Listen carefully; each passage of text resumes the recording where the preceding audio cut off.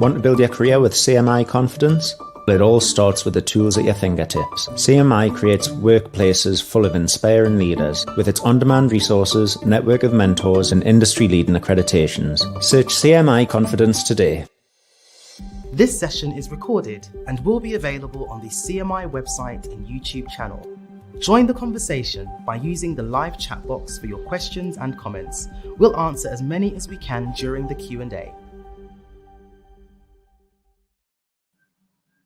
Hello, good afternoon, and welcome to you wherever you're watching around the world. I'm Matt Roberts. I'm the Director for Chartered Management Consultant here at the CMI. I'm delighted that today you're joining us to see our webinar all around the risks associated with AI. Today I'm joined by Sree Rao.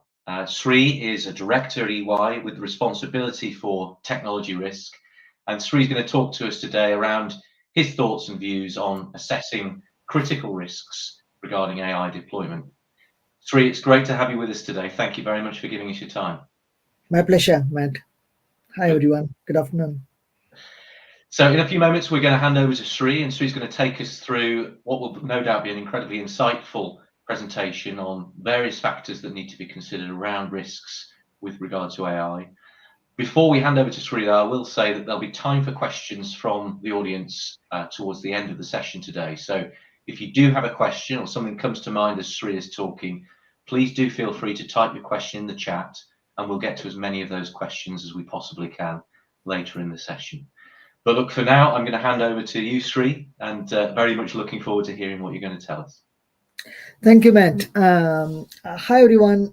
So pleasure to be with you today afternoon. So what we'll do over the next 20 minutes is to go through the business case for AI. And that's basically because the point that we're trying to make there is any business to be successful has to take risks, because risk is not necessarily a bad thing, and it's all about being aware of the risks and taking calculated calls on how to go about the risks, and then we will spend some time on looking at the risks that currently exist with regard to the use of AI.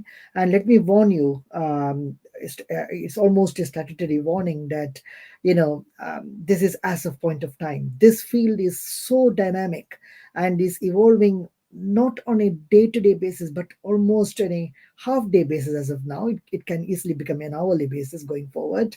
It is so dynamic that, I would not be correct if I were to say this is going to be all the risks that you need to worry about. And I'll give you some specific examples as to why I say that. And then I'll bring to life some of the specific risks of AI. And you will soon see that, while there are some specific risks to AI, it also affects current risks in other areas, in other tertiary outlier areas that you need to enrich further because of the use of AI. And then we will look into example controls as well. So that's going to be the outline of the next 20 minutes. So I'm sure that you are aware of the evolution of Gen AI as we currently see, and I was at least personally surprised that artificial intelligence, as we initially envisage, actually took birth around 1943, as much earlier than most of us were even born. So therefore, it's been around for quite some time. Then it morphed into machine learning, then into deep learning, and then now we have the current avatar of Gen AI, which though really bubbled up into the mainstream over the last probably 1 year. It has been in its current form in 2017, and probably it is a compute power that really brought it to the fore. So a brief history session there, and I want you to be aware of why we are talking about AI, because it is something very valuable. And as you can see, the optimistic view among the CEOs is that it is a force for good. And just as, even if you were to take the most elementary article that we use in our daily lives, a knife can cut in a good way and also a bad way. So therefore, it's all up to us to use that force for good. Then, 45% of the CEOs say that they are planning significant investments in AI. So there is going to be a lot of money continuing to be invested in this field. Now, 66% say that the jobs will be impacted by AI. And while our initial instinct would be to think, oh my God, am I going to lose my job? Also be aware that it also means that there will be new jobs, new types of jobs being created by AI. So it is not necessarily a bad thing. And 71% say that they will be using AI as part of their approach to transactions, which then means they do see that as a very fertile area for improving business processes and for innovating, bringing into force new innovation as well. However, they are also wary about the ethical implications of AI, and this is where you need to be a bit cautious and how AI can end up being used in harmful ways and the unintended consequences of using AI. So those are the lag factors that sort of uh, result in CEOs losing their sleep at night in respect of how what they should be taking care of when they use AI. Now, having laid out the two sides of the coin, let's look into how Gen AI is currently impacting business models, because understanding this is important as you think about risks, right? So, what you see at the on the left pane at the top end of the page is when technology started being used, people were the center, where you always thought about how do you empower people with technology, how do you empower people to do better as they use technology. But slowly AI has resulted in shifting that to technology getting the taking the center stage, and you having a think about how do you leverage technology for processes managed by people in a better way. And that's what AI has resulted in. And what has that led to is it has disrupted the existing business model, which was more about supplementing the core activities of the enterprise into technology becoming the centerpiece of driving enterprise. So which is why you see enterprises having a think about how do they monetize data, how do they embed innovation within products using AI, and how do they connect software products rather than using software products in isolation. And in respect of delivery reinvention, it is direct to customer support, social commerce, and digital sales force. So already we are seeing our clients talk about digital workforce. So no longer is technology being used to support the workforce, the human workforce, but they're even counting on technology as part of digital workforce. So that is the kind of disruption that AI has brought about.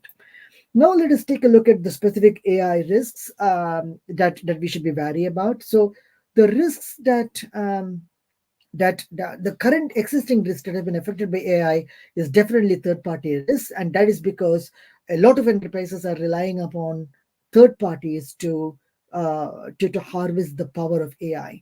And then you have the cybersecurity risk, because the more technology you use, you introduce vectors in the environment that can attract cybersecurity threat actors. So those are the current risks that are affected by AI. But when you look into AI per se, you have got to consider the design risks. So how do you consider the risks around getting the right design for your use case of AI? Then the algorithmic risk, which you're dropping a level into the tactical areas where you pay attention to the heart of AI, which is algorithms. How are the algorithms designed and created? How are they deployed when you try to use the power of AI? And once you have had taken care of the drawing board risk, as we call it, which is the design risk and the algorithmic risk, you then try to taste the pudding by as they say, the proof of the pudding is in the eating. So you try to look into how has the AI performed, and is the performance in line with expectations, or is it throwing out a risk that you never anticipated. Now, the excellent example that I can think about in this area is you would have read, I think it was a couple of months back, even the BBC reported that one of the leading delivery companies, the AI which that delivery company was using, the user could fool it to declare that that particular delivery company is the worst in the world.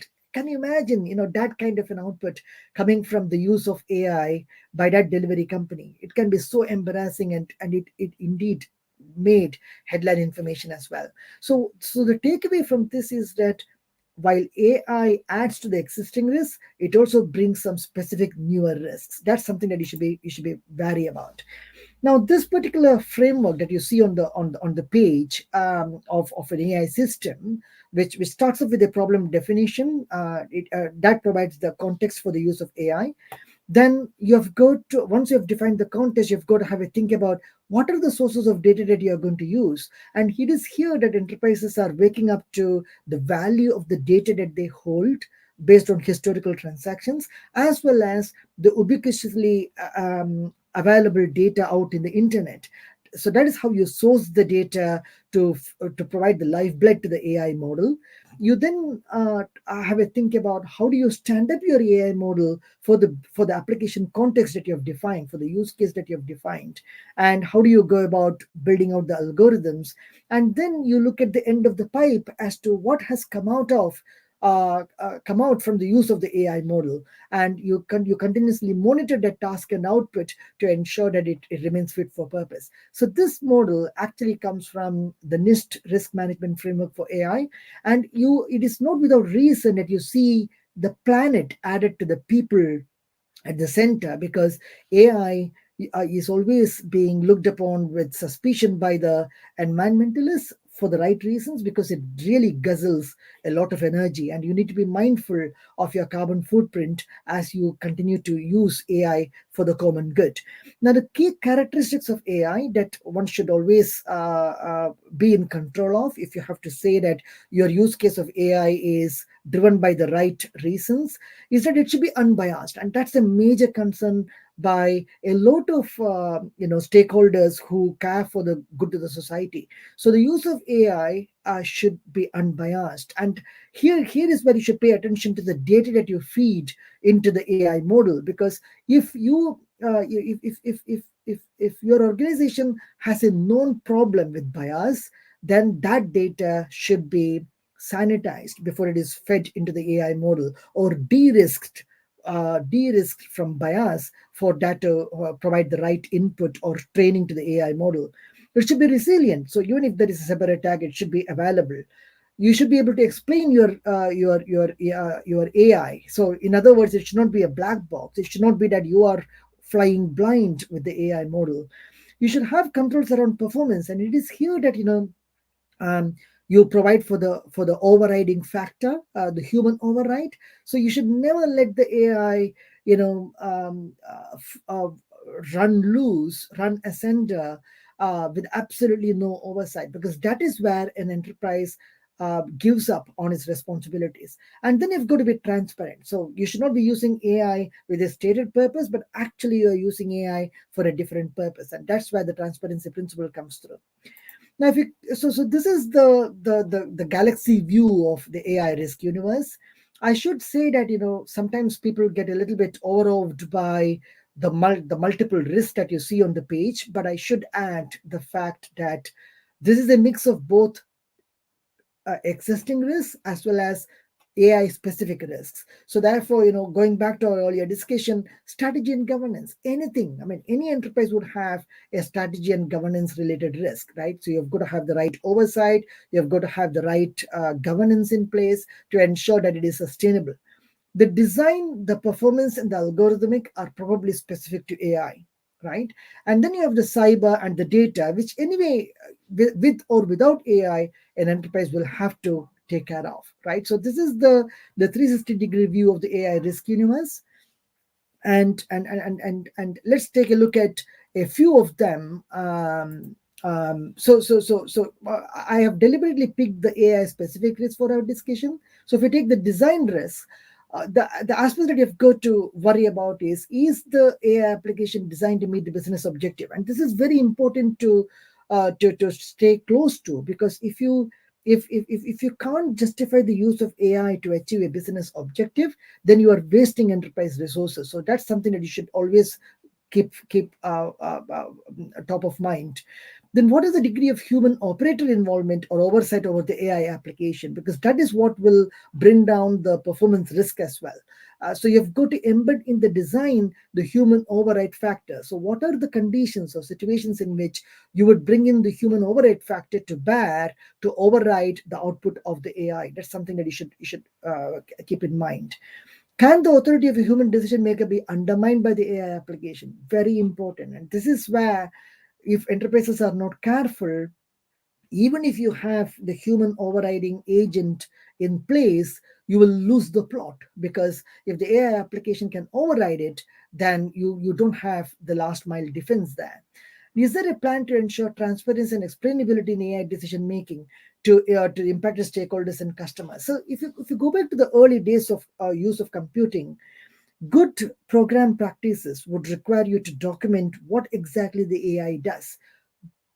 More often than not, enterprises devalue the importance of appropriate documentation that explains the rationale or the underlying workings of the AI algorithm. Please do not make that mistake. So, if you are good in terms of documenting what exactly the algorithm does, you would have taken care of this risk. Are there any specific regulatory or ethical guidelines or societal norms that AI systems need to comply with? And this is where, it's a nascent area. Regulations are still evolving, but they are picking pace. And once there is a regulatory requirement, you don't have any choice. You've got to either comply with the regulation or stop doing that activity. Then beyond regulation, there is that pale of ethics, because there is always a lag between the ethical expectations of your stakeholders and the catch up that regulators have to carry out. So that's, you should be mindful of that, because at the end of the day, reputation is important, and coming across as meaning good by your stakeholders is extremely critical for the existence of the enterprise. And then the societal norms, it has to do with a lot of culture, because what is acceptable in the West may not be acceptable in the East, right? So we've got to pay attention to those variations as well. Now, for the design parts, this page throws out the controls that you can use to address the risk. If you have clarity on the roles, responsibilities, and authority levels of the human operators involved in supervising the AI, if you have defined and documented them appropriately, then there will be no ambiguity in terms of who's responsible for what in the AI use cases. Provide for adequate testing before you put it out. You progress the proof of concept into production. That's extremely important. Think about all the what could go wrongs before you release it to production. And when you design the AI system, ensure that the functional specifications and appropriate controls are embedded by design into the algorithm, so that surprises don't surface once it has been released to production. Then be clear about the data sources, because at the end of the day, it is the data that trains the model. So if you have flawed data, your AI also would be flawed. And ensure that the design decisions are taken after considering the socio-technical implications into account. And finally, the information about the AI system's knowledge limits and the system output should be utilized and overseen by the humans as documented. That's extremely important, because if you don't pay attention to the human override factor, you don't have a defense when things go wrong, right? I'm just taking time. Forgive me, just so that we keep the time. So now we come to the algorithmic risk. So in my view, the algorithms are the heartbeat of AI, because that's what powers the AI. And therefore, you should pay a lot of attention to what could go wrong on the algorithm side. Now, does the algorithm consider data from multiple sources and determine which data is relevant to the design and performance objectives, right? So you've defined your use case, which gives you the building blocks of your design and the expected performance that you want to take from the algorithm. You've got to ensure that the algorithm has a decent chance of meeting those design and performance objectives by relying on the right amount of data. So let me give you a tangible example. Let's imagine that there is a perceived bias in the organization. You know that your organization has a history of trouble with accusations of bias. If that is the case, you've got to have a think about, okay, if I'm going to feed the algorithm only with enterprise data, would that be a right call? Because we know that we have a bias problem. So would not the algorithm also pick up those bias and be leaning towards that bias? So that's something that you should think about. So you should try to rehydrate the data with more sensible data, more balanced data, so that algorithm gets to understand the 360-degree view of the various possibilities that are out there. So that's something that you should bear in mind. What is the degree of sensitivity of the algorithm? So let's imagine that you have defined the conditions and the algorithm is expected to stick to certain guardrails. But if, as a result of the application of the algorithm, it gives output which is beyond the guardrails, what are the safeguards that you have built in? Do you provide for the invocation of the human override factor? So that's something that you should keep on revisiting, because what is an exception today or what is not an exception today can become an exception tomorrow. So ensure that this is a living beast rather than a once upon a time developed and built algorithm to be forgotten later on and not to be maintained going forward. So that's the biggest mistake that you can make.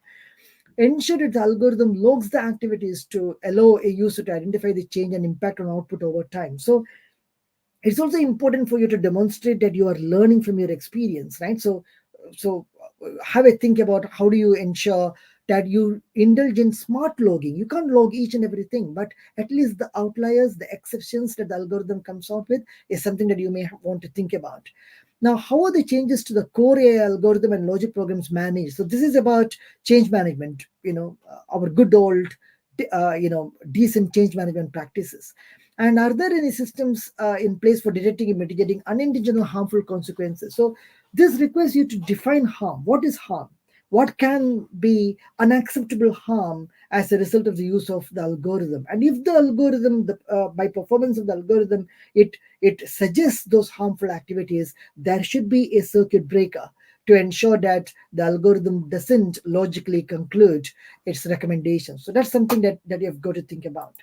And therefore the controls, the corresponding controls that you can have think about would be having a formal change management process, continuous monitoring, especially for the outliers, activity logging by exception, so you can define conditions and log the activities, the sensitivity analysis mechanisms are embedded within the AI system so that outliers can be alerted. Ensure that you have multiple sources of data, not only the enterprise data, so that you learn and you leverage from others' experience as well. And ensure that there is an ethical oversight committee which ensures that the AI's use case and performance is in line with expectations, right? Then we look into the data risk. Again, one of the key drivers of risk in the use of AI. Now, and one of the biggest, you would have seen the protests happening in Hollywood and in the entertainment industry, where actors and musicians are up in arms saying that you just can't use our images or use our recorded skills to support your business model. So what are going to be the legal intellectual property implications of using your data? Is the data used for the AI application sufficiently unbiased? So extremely important, especially from a harm to user perspective. So that's something that you should keep an eye on. Is there a plan for managing and maintaining the quality of the data? So remember that it is the data that keeps providing the lifeblood to your algorithm. So therefore, if your algorithm the performance of the algorithm is directly related to the quality of the data that you make available to the algorithm. So ensure that your AI system is provided the most relevant data, of course de-risked for all the bad elements of the data. Is there a proper understanding or plan on how to use the personal data? So this is where the data protection aspect comes in. If you're using a lot of personal data to train your algorithm, how are you taking care of the data protection implications? Actually, the UK Information Commissioner's Office has issued a very helpful AI guidance on the use of personal data, including a a toolkit for assessing your risk. So do leverage that. And is there a plan to ensure the secure storage and handling of data? Because at the end of the day, this is directly related to the cyber risk. People know that AI supporting data is a rich repository of information. Which has value, so therefore you've got to ensure that you have baseline controls in place to protect that data. And moving on to the controls that you can think about, carry out a robust assessment on what led you to come up with the use case, what are the objectives of the use case, and how have you gone about designing the algorithm, ensuring appropriate change management over the algorithm, and the validity and the relevance of the data that you're using to feed the algorithm. And procedures are implemented to provide to profile the data, determining its fitness for purpose, and designing and implementing remediation measures as needed. This again talks to the purpose specification if it is personal data. Measure the inherent bias of the training data set and recalibrate it as necessary. This is what I was earlier referring to, rehydrating the data with fresh data to ensure that the bias is taken care of. And procedures and techniques are employed to measure the class imbalance and develop a remediation approach. And dataset complies with the data protection principles, and the provenance, creation, and use of datasets are documented to avoid discriminatory outcomes. So this is where the outliers to the performance of the algorithm has to pick up those diverging trends. So that's about it in respect of a sample collection of risks and controls. And happy to take on any questions that you may have. Sree, thank you so much. That was a fascinating 20 minutes. I certainly feel like I've learned a huge amount in a very short space of time. And I'm sure that everybody watching will be thrilled with the new learnings there. Just a reminder to everybody that the webinar will feature on our YouTube channel post the session. So you've got the chance to go back over the themes that Sree has covered and really, I guess, sort of take on board those principles. As Sree says, we're going to answer a few questions from the audience now. And as I'm sure we're all in awe of, we can see that Sree is a real expert in this field. So if you've not yet submitted a question, then please do type it into the chat now and we'll get to as many as we possibly can. And thank you to those of you that are already starting to do so. We had a couple of pre-submitted questions, actually, Sree. So I think we might start with a question from Catherine. And you've touched on quite a bit of this, but it'd be interesting just to answer Catherine's question. So Catherine asks, what techniques can consultancies use with their teams or clients' teams to illustrate the risks associated with AI? You've taken us through a really structured approach there. Is that something that you use just internally, or do you use that very explicitly with clients? No, we do use it with clients, and I think what Catherine is after is more the practical aspects in terms of how do we illustrate the risk associated with the AI. Actually, I have a tip for you. The best way to get started is ask the organization, do you have an inventory of what all AI you use? And chances are they would not even have that. So they are literally flying blind. And that's the problem with the democratization of AI. I'm not saying that democratization is a bad thing. It has to happen because that's when a technology becomes mainstream. But the downside of that is just like cloud computing, you can spin up a AI just like that, especially with the AWS, the GCP, and the Azure service providers making available their cloud platforms. Even IBM's Watson is offered by AWS. You can get a chunk of Watson if you want, and you can pay on a use case basis, which is brilliant. But the downside of that is, in your acceptable use policy of information technology within the enterprise, you've got to lay down the dictum that, guys, while you are welcome to innovate, for God's sake, please record your use case so that you don't unwittingly increase the risk profile of the enterprise by trying to do good but missing a few tricks along the line. So that's just do that exercise, that inventorying exercise. I'm sure that your senior management will fall off their chairs because they would not even have been aware that these are the things that their innovation functions like marketing, like R&D have been up to. Yeah. Mm-hmm. Fantastic. What a great sort of tip in terms of starting to look at this. I think that leads us quite nicely into one of the questions we've had live actually from Sean. So Sean is asking Sree about what preconceptions or current interpretations there are out there in terms of stakeholders, status and roles with regard to AI. That probably links with perception piece. Yeah. So it's a very good question, and a bit of a naughty question, if I may put it that way. I'll tell you why it is naughty, because I belong to the far end of the age, okay, and I indulge in these conversations with my daughters, who are all in university, by the way, and they always have a bias towards innovation. Anything that enables innovation has to be encouraged, which definitely is right, but it's probably the experience that the more experienced of us, like I have 20 to 25 years of experience, um, we always come to it with a pinch of caution, and that I don't think is necessarily bad, because rather than letting experience teach you a lesson or two, I think it's important that the so-called innovator wannabes listen to what bruises and cuts people who have learned through experience have to show, because that enables you to avoid mistakes, right? So therefore, right now, Sean, the stakeholder power is leaning towards the innovators, but the innovators would do well if they also make the risk harbingers in the organization feel a little bit more at home for their own safety, is what I would say. Mm-hmm. Striking that balance is so important. Another question that's come through the live audience, Bilal has asked a question around how, well, maybe you can explain a little bit more, an example around how to debias a data set. And I really like the phrase rehydration that you use in that sense.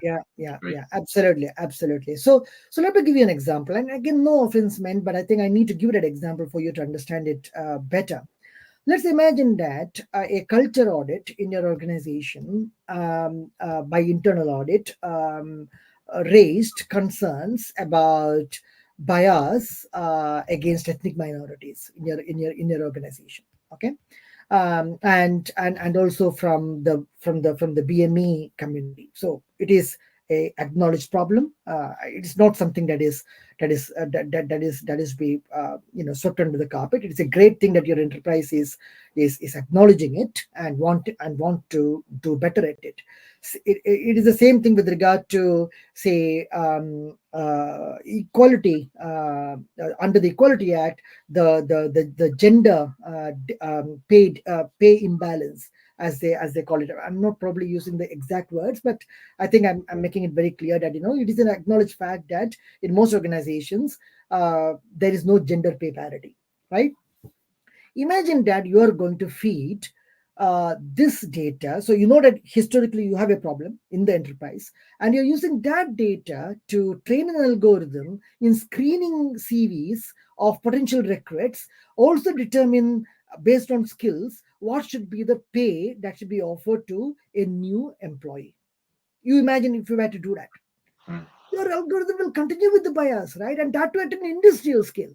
The algorithm will continue to pull you down in terms of not being able, your organization not being able to achieve the ethnic the fairness to the ethnic groups, as well as fairness to the pay parity. That is where you've got to take your data set, slice and dice it, take out the bias of it, and then rehydrate the data with generic identifiers, so that it has a fair data set that will train it in a proper manner or in the intended manner.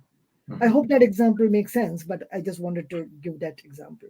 It certainly does to me, and I hope, Bilal, that was a useful example that Sree's just taken us through there. I mean, you hear so much in the media about the dangers of those biases being sort of present in AI models. So it's really good to hear that actually you are facing into the challenges around how you withdraw that bias and ensure that there is fairness there.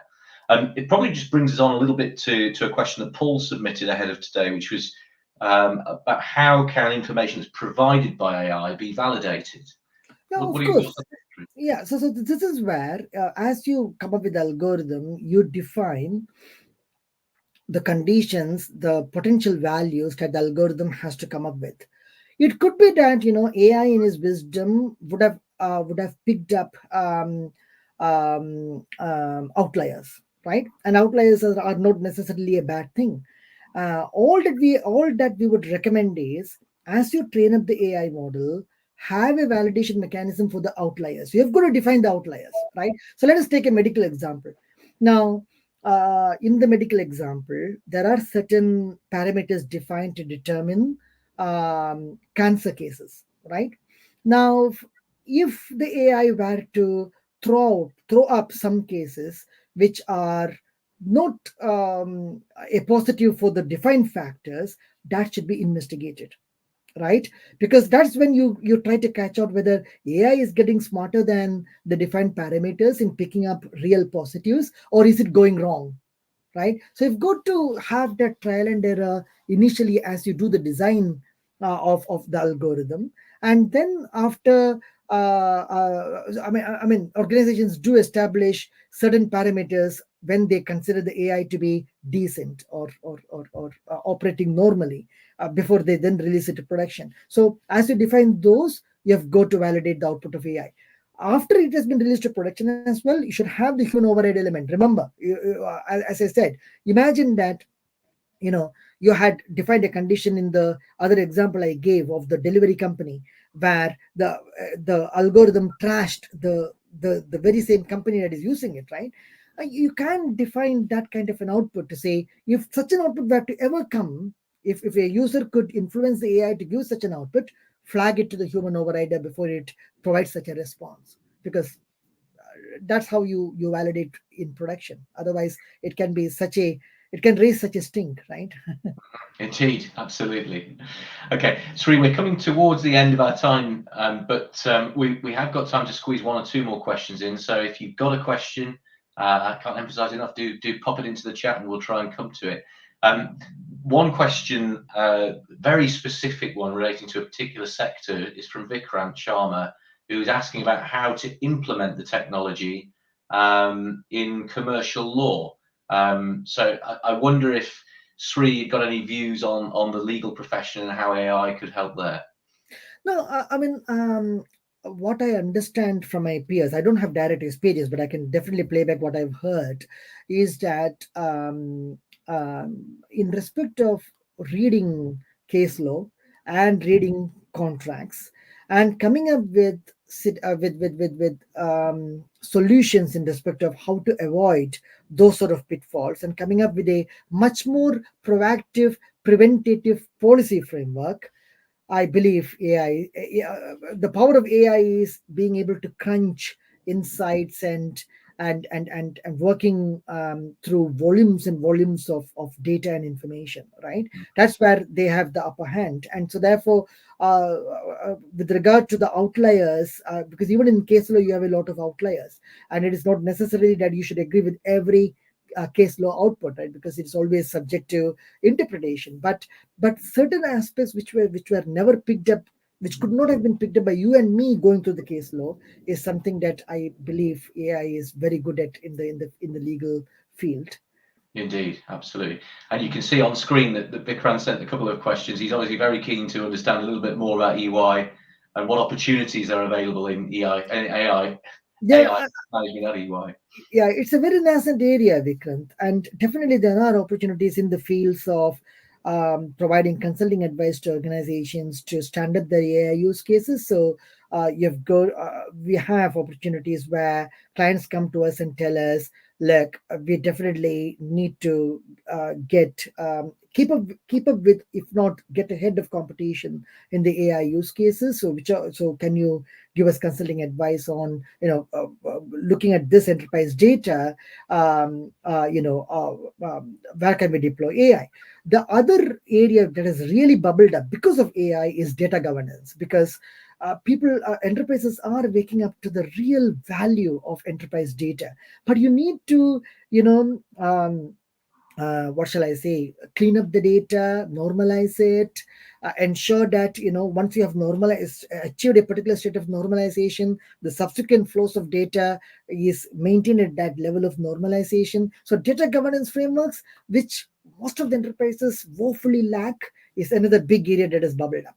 Cyber risks, because definitely the bad actors are after the algorithms, because if you can control the algorithm, you can imagine what havoc that you can play. And especially with the reinvention of the workforce and greater reliance on the digital workforce, the continued availability of the digital workforce is so important. Otherwise, the businesses can come to a standstill, right? So that is another area. So look, and of course assurance. I mean, I belong to the assurance part of the business, so therefore you get paid to find fault with AI, so why not? so ramp up your skills there, and that's it. My wife always is envious of me, saying that nowhere in the world do get people paid for finding fault, and well, that's the profession we are in. So.